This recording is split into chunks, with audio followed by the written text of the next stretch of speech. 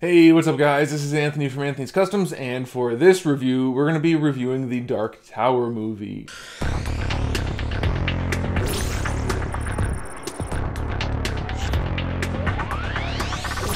This movie is one that I have been very much excited for. I've really been looking forward to it. It's perfect type of movie for my liking. Action with a little bit of the Lord of the Rings mixed in, a little bit of sci-fi, gunslinging, lots of good stuff. So I was very much looking forward to this, and I know it's based on a series of novels from Stephen King. There's actually 8 of them. I haven't read them yet, but I've been wanting to for forever, and now that I've seen the movie, I do even more. So I think maybe I'll audiobook them and listen to them while I work, something like that. So the first thing I want to talk about was the writing. You would think that it would be pretty good, being that it's from a Stephen King novel or a series of novels. And yeah, the writing was fine. I thought they did a really good job. The dialogue was fine. It all felt pretty natural, even when you have Idris Elba's character talking to the kid. You know, it felt fine. It didn't seem like it was like the kid saying too many things that weren't kid-like, and it just felt natural, and it was good, and I don't really have any complaints. The dialogue was good. All of the exposition that was in there was good, so no real issues with the writing at all. Of course, we have to talk about the casting. You would think that the casting is going to be pretty good, since we have Idris Elba as the main character, and then we have Matthew McConaughey, who I don't understand why people don't like him so much. I haven't seen him do a poor job. I don't get it. Anyway, the casting was fine. Of course, Idris Elba did an awesome job. This is like a perfect role for him. This is exactly the kind of thing he's good at, and he nailed it. No problem at all. Matthew McConaughey, I don't know if he's played a bad guy before, but he did a really good bad guy. He played a really good, arrogant, pompous, overly powerful, just total jerky bad guy. He was very, very good in it. I don't have any complaints with that. I don't know why people are complaining about him. He did a fine job. And then the kid, I don't know the kid's name, but he did a really good job too. I mean, everybody did what they were supposed to do, and it all worked out very nicely in the end. So this movie is mostly, I guess, an action movie. It's kind of like it's sci-fi, shoot-'em-up action movie for the most part, but it's not as action-oriented as it might have seemed from the trailers. It's a fair bit of storytelling, even though they don't go too far into that, and we'll talk about that in a little bit. But the action, was it any good? And yes, mostly. Now, it's not the kind of gun action that you would see from something like John Wick, and it's not quite so over the top as something like Transformers. It's somewhere in the middle, where it's like a high level of precision, fancy gunplay that's got just this bit of totally unrealistic, totally over the top flair. Just a little bit, not too much. And it worked out really well. They did a good job for the most part.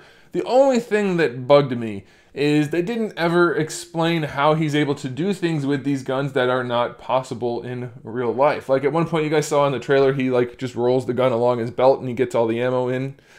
That's not a thing you can do, not with that kind of gun, not with any kind of gun. But that's obviously just a minor thing. We kind of expected that kind of thing going in, so I'm not really faulting the movie for it. But, oh, and then, you know, like you saw in the trailer also, a lot of the action was actually in the trailer, and then the rest wasn't so much. But he has the two quick reload things, I can't remember what they're called. Anyway, it holds the ammunition so that it goes right into the cylinder for the gun. He throws them up in the air, and he swings his gun around, and he catches them. That's impossible, too. Just can't physically happen. So, you know, little things like that, not great, but we can let that kind of thing slide for the sake of the action and for the sake of him being a badass. So it's okay. The action was really solid. Not as heavy as we thought it might be, or at least as I thought it might be, but definitely good enough, and the pacing didn't really suffer or anything like that. So the action was fine. No problems at all. Special effects were on point. There was really no issue. Even all of the gunplay that was unrealistic, it all looked real. It all looked like it was actually happening, and they handled it no problem. There were some things that required a heavy use of CGI, which maybe if you read the books you expected it, but if you didn't, then you didn't expect that to be part of the story. It was part of the story, and they did a really good job with the CGI.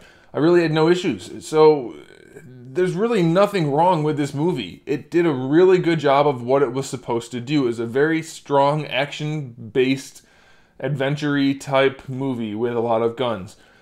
Here's the thing, though. It's based on a series of 8 novels from Stephen King. And I know that obviously there are 8 different books, and this is probably just mostly based on the first one without having read them. I can't say for sure. Well, I'm assuming that's what it is. The first book is titled The Gunslinger, and this is mostly an introduction to that character. So I get that. However, this movie was only like an hour 20. It's a very short movie by today's standards, especially for a blockbuster movie. In fact, I think it's the shortest movie at the theater right now. And I felt it. I felt like I needed a little bit more.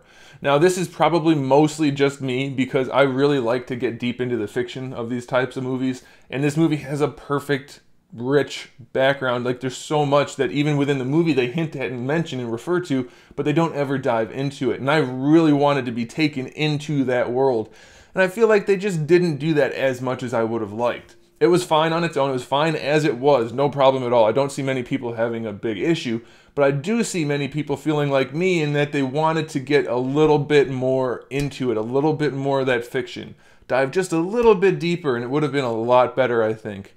Not that it needed to be better, but it was already solid. So it could have been even more better. Does that make sense? I hope that makes sense. But that's what I'm getting at. I'm not going to spoil anything, but a lot of the things that are mentioned and referred to are not explained. It's just so, it's explained enough for the movie to happen. But that's it. And I feel like it should have been a bigger budget movie with a longer runtime and more depth. That's all. That's my only real complaint. Otherwise, it was exactly what it should have been. They did a really good job. It was very well executed.